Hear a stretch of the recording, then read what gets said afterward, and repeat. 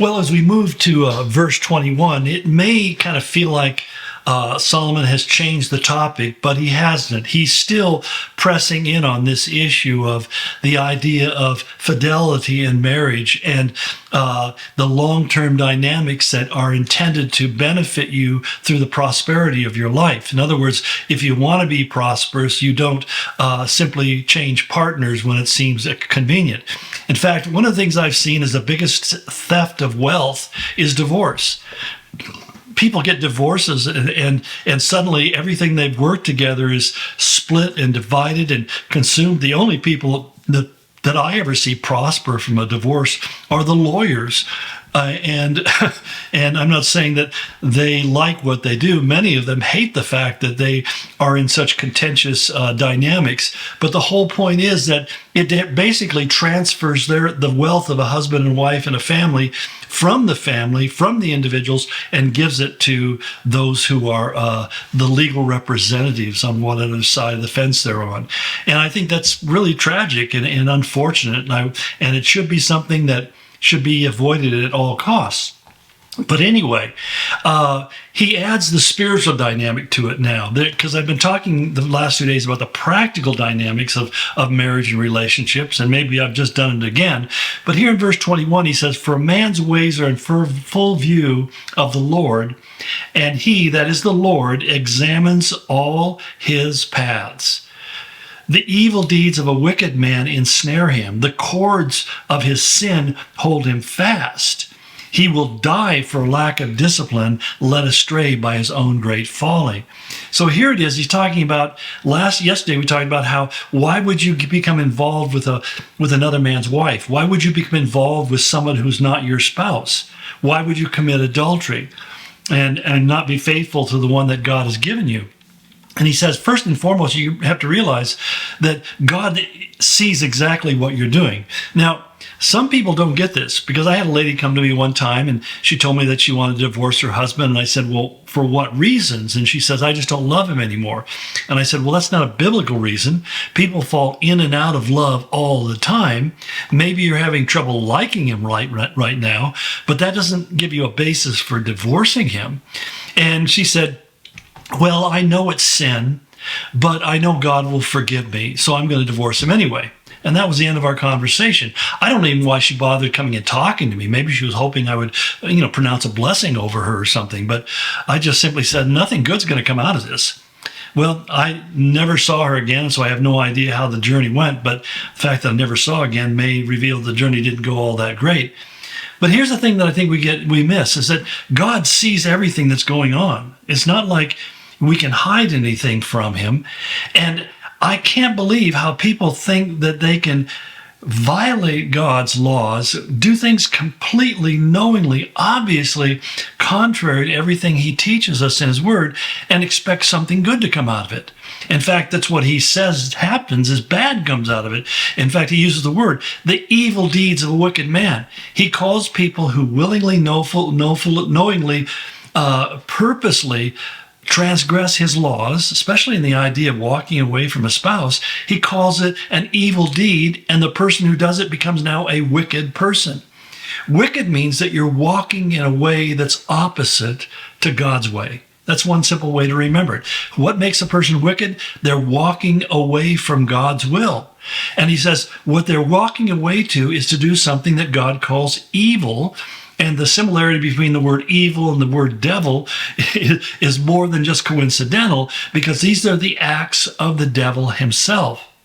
And he says those choices have consequences. He will die for lack of discipline. Another discipline here is self-control. Because of the inability to exercise self-control, because of the inability to bring one's own thoughts into the captivity of Christ, it will ultimately lead to death. And in many cases, I've seen that's literally what happened, that everything from suicide to deep depression and deterioration of health. I just remember one gentleman that many years ago, when I first started my ministry, who he had a wonderful marriage and family and kids. And I mean, they seemed like to me to be the ideal family. And then all of a sudden, he left his wife and kids and took up with a lady that wasn't his wife. And I mean, it just made no sense to me. And I tried to reason with him and it just didn't go anywhere. I mean, he had determined this was he going to do. And so he went out and did it. And I mean, I saw that man deteriorate physically and mentally. I began to see his career begin to diminish. His business eventually was sold off, and he became so unhealthy and so infirmed that he was just a shadow of what he'd previously been. And the woman that he married, to me, was not nice. I mean, very critical, very angry, very vitriolic. And I can see why, because she knows that her relationship with him, how can she respect a man who would leave his wife and kids for her? I mean, inherently, she has this suspicion, who will he leave me for? Because if he did it to her, what's to keep him from doing it to me when I become unpleasing to him? And so the only reason he stayed with her was because he was now physically dependent upon her as his caregiver. I mean, it was the saddest thing to watch, and yet it's the idea that knowing fully what God's will was, he chose consciously to violate that and do something in direct opposition. He said the cords of sin will hold him fast. Basically, they'll tie you up and you can't get free. You're entangled now in this mess and there's no way out. And eventually it'll take your life from you because you didn't have discipline or self-control. Instead, what you allowed yourself to be led astray by great folly. Great folly is the idea that only a fool would do something like that. And this is the greatest of folly or foolishness that we can engage in.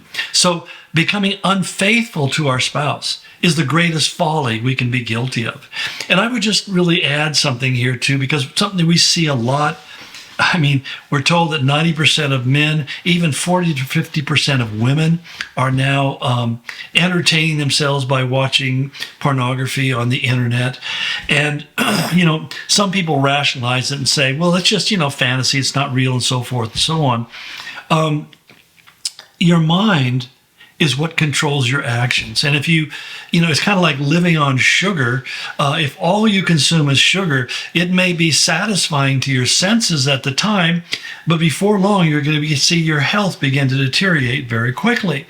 And that's the same idea that something like this, what this is, as we call it eye candy, it releases actually a chemical release called erototoxins that make you give you this wonderful feeling of well-being and so forth.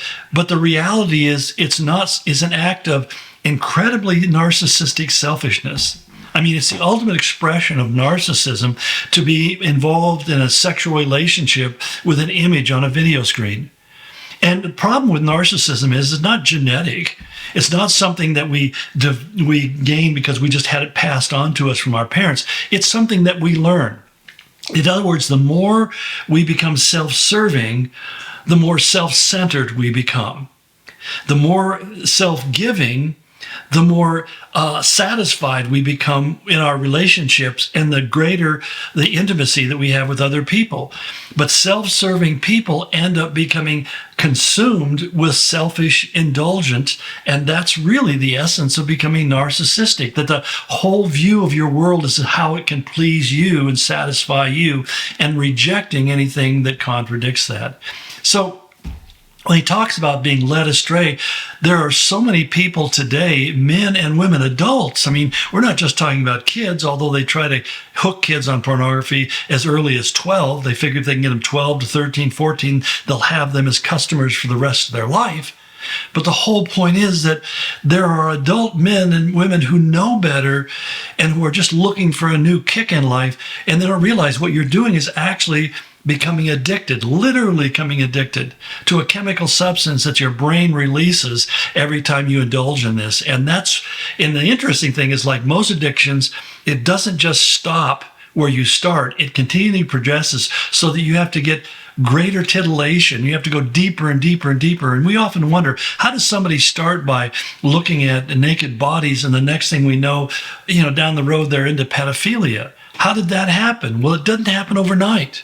It's a conditioning that happens over a process of time because, like the heroin addict, he keeps on having to increase the dosage to get in the hopes it'll get the same high. And every time the high is diminished. And so he has to go deeper and deeper and deeper. And it's a bottomless pit. It is great folly, to say the least.